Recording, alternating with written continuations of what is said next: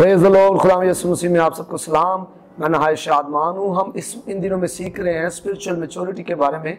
रूहानी बलूगत किस तरह मेरी और आपकी ज़िंदगी में असर रखती है और किस तरह रूहानी बलूगत जो है वो बदी पर, कमज़ोरी पर और तारीकी पर गालिब आने के लिए हमें बहुत ज़रूरी है, और किस तरह रूहानी बलूगत के वसीला से ही हम मसीह के कद के मुआफिक जो हैं वो बढ़ पाते हैं। तो रूहानी बलूगत जो है ये नहीं है कि हम सिर्फ प्रिटेंड करें। कई दफ़ा मेरे जीजो कलीसिया में एक बात बड़ी अजीब सी आ गई है कि हम दिखावा कर रहे होते हैं। हम ये दिखावा कर रहे हैं कि मैं बालग हूँ। सिर्फ गीत गा लेना, ज़ुबानी गीत गा लेना या जनाब कलाम रिसाइट कर लेना, कलाम को सुना लेना, ये बलूगत नहीं है। रूहानी बलूगत के 5 जो सतून है उनके बारे में मैंने सिखाया हुआ है। आप ज़रूर यूट्यूब पर जो हमारा चैनल है इसके जो प्ले लिस्ट है ये रूहानी बलूगत के बारे में, उसमें आप ज़रूर सीखिएगा। और रूहानी बलूगत के लिए सिर्फ जो है वो दिखावा काफ़ी नहीं है। उसके लिए मुझे, मेरे और आपके अंदर मसीह नज़र आए, उसके लिए कलाम हमारी ज़िंदगी में नज़र आए और मसीह का नाम जो है वो हमारी ज़िंदगी में जलाल पाए। रूहानी बलूगत के लिए हमारा जो किरदार है वो पुख्ता हो, बाइबल बेस्ड करैक्टर हो हमारा। हम डे टू डे जो लाइफ गुजार रहे हैं, हमारी जो ज़िंदगी जो है वो बाइबल बेस हो। और इससे पहले कि रूहानी बलूगत हमारी ज़िंदगी में, कई दफ़ा मुझे और आपको अपने दिल की हिफाजत करनी पड़ती है, अपने दिल के मामलात को दुरुस्त करना पड़ता है। और कई दफ़ा मैं और आप जो है वो इसी वजह से जो है हम मार खा जाते हैं। हम उस तौर पर बालग नहीं हो पाते क्योंकि हमने दिल पर जो है वो काम नहीं किया होता और दिल को अपने जो है वो खुदावंद के हजूर जो है पाक नहीं किया होता। सॉरी।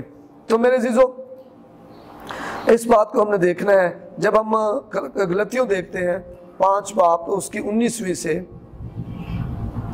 तो यहाँ पर हमारे दिल की जो ख्वाहिशात हैं उनके बारे में जिक्र मिलता है। गलतियों 5 बाब और उसकी 19वीं आयत से जब हम पढ़ते हैं 20-21 आयत तक, तो यहाँ पर हमें जिक्र मिलता है। लिखते हैं, अब जिस्म के काम तो जाहिर हैं, यानी हरामकारी, नपाकी, शहवत परस्ती, बुत परस्ती, जादूगरी, अदावतें, झगड़ा, हसद, गुस्सा, तफरीके, जुदाइयाँ, बिदतें, बुग़्ज़, नशाबाजी, नाच रंग और इनकी मानद, इनकी बाबत तुम्हें पहले से कह देता हूँ, जैसे कि पेशतर जता चुका हूँ, ऐसे काम करने वाले खुदा की बादशाही के वारिस ना होंगे।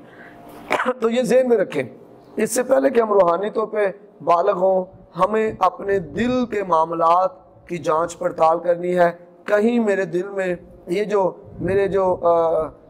जो काम है जिस्म के, ये तो नहीं है, और अगर है तो फिर हमने इनको पाक करना है। अच्छा आदमी अपने दिल के अच्छे ख़जाने में से अच्छी चीज़ें निकालता है, हमने इसे पाक करना है।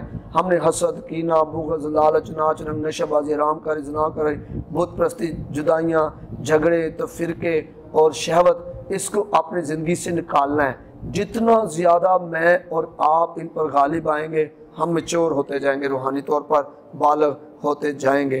तो जो बलूगत है वो हमें बालग फेथ, बालग ईमान की तरफ लेके जाती है।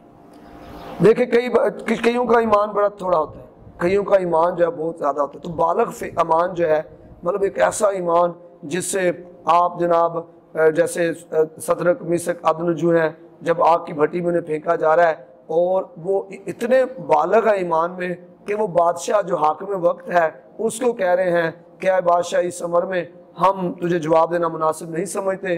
देख, हमारा खुदा हमें आग से बचाने की कुदरत रखता है, लेकिन अगर वो नहीं भी बचाएगा तो हम तेरी बनाई हुई मूरत को सजदा नहीं करेंगे। ये बालग ईमान है जो ऐसा कर पाता है। अगर हमारा ईमान इतना बालग नहीं होगा तो हम तो लोगों के बहकावे में आ जाएंगे, हम मसीह के मुनक्कर हो जाएंगे, हम जनाब उस मसीह का इनकार कर देंगे, हम छोटी छोटी बातों में हम जो है वो फंस जाएंगे, हम जिस्म की ख्वाहिशों में जल्दी गिर जाएंगे, हम रिश्वतखोरी में जल्दी गिर जाएंगे, हम ईमान पे खड़े नहीं रह सकेंगे।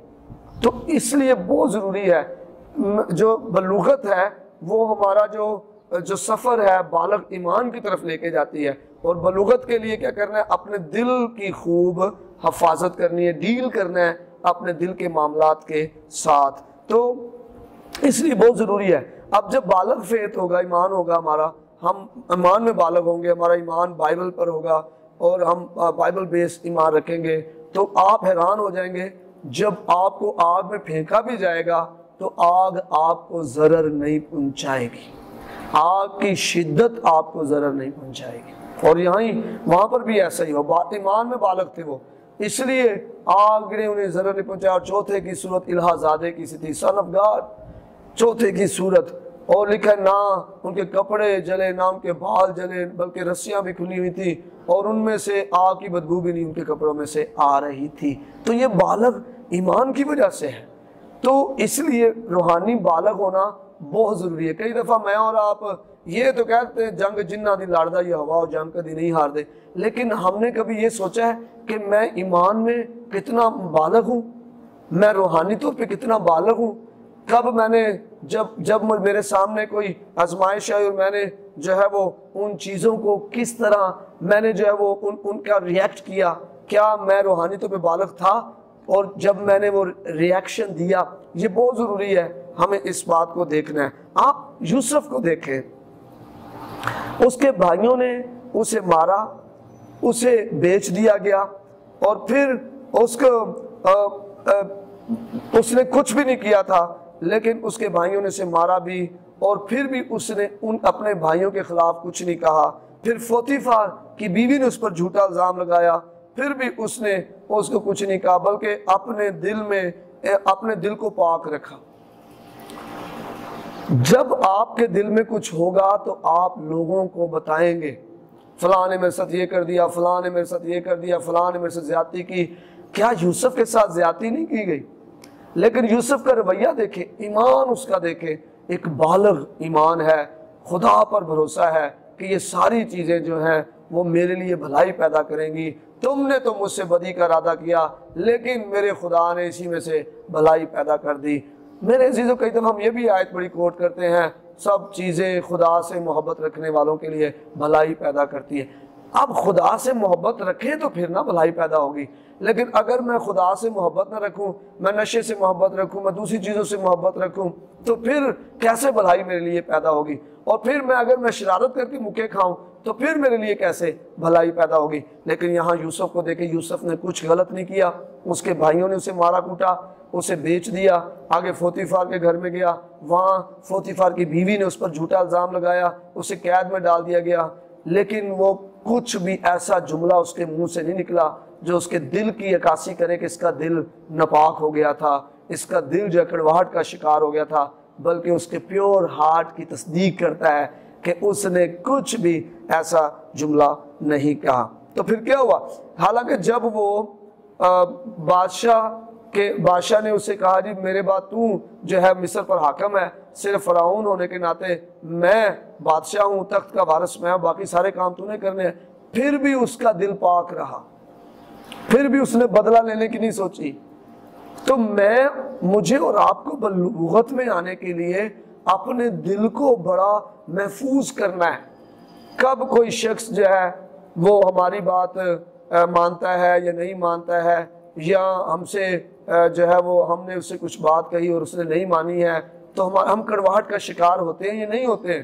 ہمیں بڑا مثبت رویہ اختیار کرنا ہے اور خدا کو جو ہے وہ اپنا آپ پیش کیے رکھنا ہے۔ پھر دانیل کے دوستوں کو آپ دیکھیں، دانیل اور اس کے دوست جو تھے، جب ان کو پہلے باب میں آپ دانیل کی کتاب میں دیکھتے ہیں، جب انہیں کہا گیا جی بادشاہ کے جو ٹیبل پہ میز پہ جو کھانا آتا ہے وہ تمہیں دیا جائے گا، اور کہا گیا تمہیں جو بادشاہ جی کی طرف سے میں تمہیں دی جائے گی، انہوں نے اپنے دل میں ارادہ کیا کہ وہ اپنے بدنوں کو ناپاک نہیں کریں گے۔ یہ جو دل ہے نا، یہ بہت سینٹرل پوائنٹ ہے آپ کی ایکٹیویٹیز کا۔ آپ جو بھی عمل میں چیزیں لائیں گے یہ دل سے شروع ہوتی ہے، خیال آپ کے آئیں گے اور پھر آہستہ آہستہ وہ پختہ ہوں گے اور پھر آپ ان کو کر گزریں گے۔ تو یہاں پر انہوں نے بھی اپنے دل کی حفاظت کی، اور انہوں نے اپنے دل میں یہ ارادہ کر لیا کہ اپنے بدن کو ناپاک نہیں کریں گے، اور پھر دیکھ لیں کہ وہ کس طرح ان ساری چیزوں پر غالب آئے ہیں۔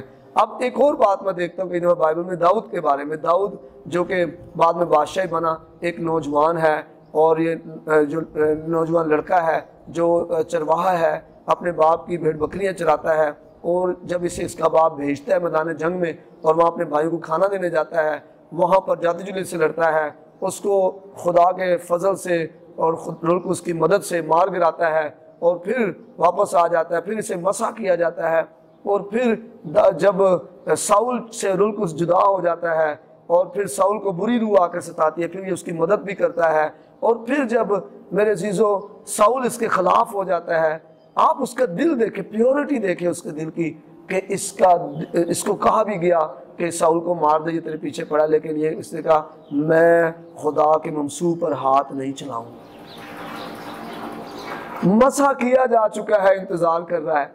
میں اور آپ کئی دفعہ انتظار نہیں کر پاتے کہ خدا کی ڈیوائن ٹائمنگ پر، اس کی الہی جو وقت ہے، مقرر وقت پر خدا مجھے سر بلند کرے گا، میں خدا کا انتظار کروں۔ ہم نہیں کرتے، ہم فوراً جو ہیں وہ رستے کلیئر کرنا چاہتے ہیں، فوراً لوگوں کو سائڈ پہ کرنا چاہتے ہیں، کردار کشی کر کے یا کسی بھی طریقے پر ہم کرتے ہیں۔ روحانی بالغ شخص جو ہے وہ کبھی بھی اپنے ہاتھوں سے اپنا رستہ کلیئر نہیں کرے گا۔ خدا قادر مطلق ہے، وہ رستے بنانے میں قادر ہے۔ اگر وہ موسیٰ اور اسرائیل کے لیے کلزم کے 2 حصے کر سکتا ہے، وہ آپ کے اور میرے لیے بھی رستہ بنا سکتا ہے۔ اگر وہ اپنے زور بازو کے سبب سے مصر کی غلامی میں سے اسرائیلیوں کو نکال کے لا سکتا ہے، وہ میرے اور آپ کے مستقبل کے لیے بھی اپنے زور بازو کو استعمال کر سکتا ہے۔ ہمیں روحانی طور پہ بالغ ہونا پڑے گا، اپنے دل کی خوب حفاظت کرنی پڑے گی اور اپنے آپ کو خدا کے سپرد کرنا پڑے گا۔ پھر ہی ہم جو ہے وہ روحانی طور پر جب بڑھیں گے، کلام میں بڑھیں گے، ایمان میں بڑھیں گے، جسم کی خواہشوں پہ غالب آتے جائیں گے، اور لوگ ہمیں دیکھ کر خداوند یسوع مسیح کی تعریف کریں گے۔ خداوند آپ کو برکت دے۔ God bless you, God bless Pakistan.